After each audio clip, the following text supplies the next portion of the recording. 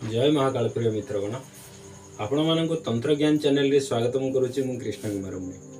प्रिय मित्र आज मु कहवाई जाऊँगी शत्रु को किपरि उच्चाटन प्रयोग करा शत्रु को किपरि स्तंभन करा।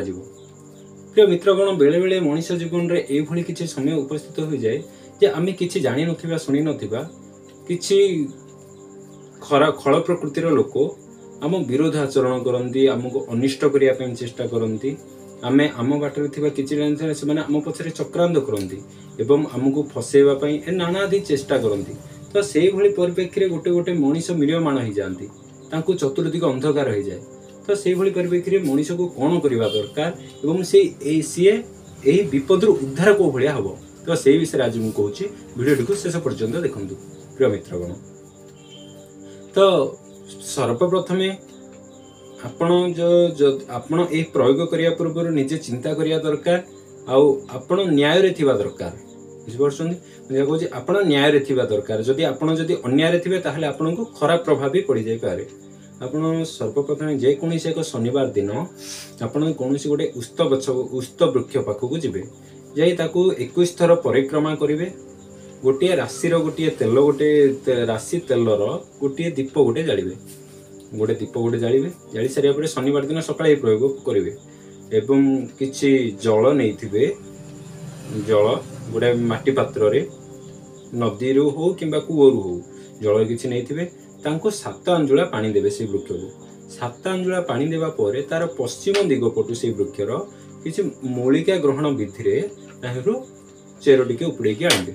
चेर उपड़ेबा मंत्र होउची ओम अघरवेत्थ घोरेभ्य घोर घोरत्रेभ्यम सर्वेभ्यम सर्वसर्वेभ्यम नमस्तेस्तु रुद्ररूपेभ्यम। यही मंत्र उच्चारण करी अघर मंत्र रे से मूलिकाटी को उपड़ाई आनिबे। आनी सारिया परे वृक्ष को नमस्कार करिवे। ठीक अछि वृक्ष को नमस्कार करी आपण निजर मनोकामना सिद्धि हेबा पई वृक्षराज को प्रार्थना करिवे। तो सेइटिकु नै सारिबा पर सेइटिकु नै सारिबा पर निजे ग्रहण करि सारिया पर पुणी गोटे आपण जंगल अभिमुखी जिबे जहा कि पाखरे किछि जलाशय थिबो किछि बंध हो किंबा नदी थिबो किंबा किछि झरणा थिबो तार पश्चिम दिग पटे देखिवे गोटे केंदु गछ जदि अछि ताहले ताकू धूप दीप देकी निमंत्रण करिवे।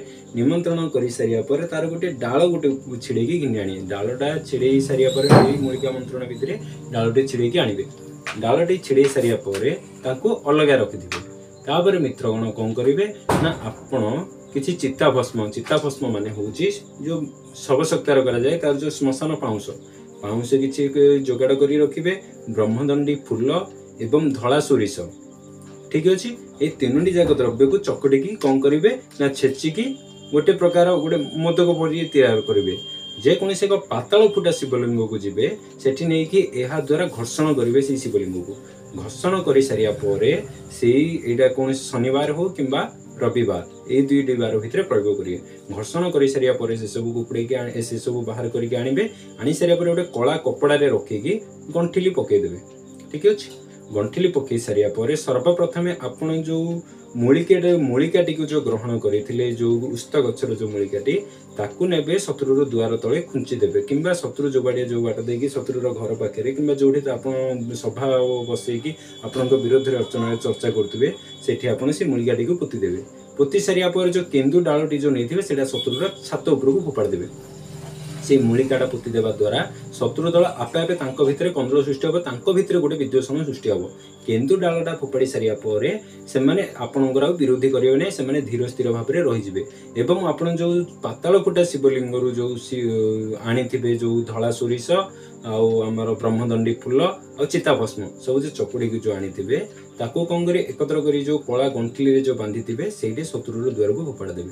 तो बंधुगण यह बहुबार परीक्षा करिछि एवं अन्य मानक द्वारा भी बहुत कार्यकारी होउछि बहुत स्पीड रे कार्यकारी होउछि। 10 रु 12 दिन भितरे शत्रु को पागल भली हेगे शत्रु निज गाँ छाड़ी पळेबो। आपण करंतु एवं शत्रु दारू रक्षा पांतु भगवान करंतु आपण मानकर मंगल हो आपण मानकर सहपरिवार खुशी रे रुहंतु।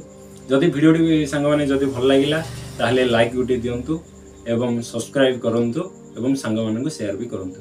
धन्यवाद। जय जगन्नाथ।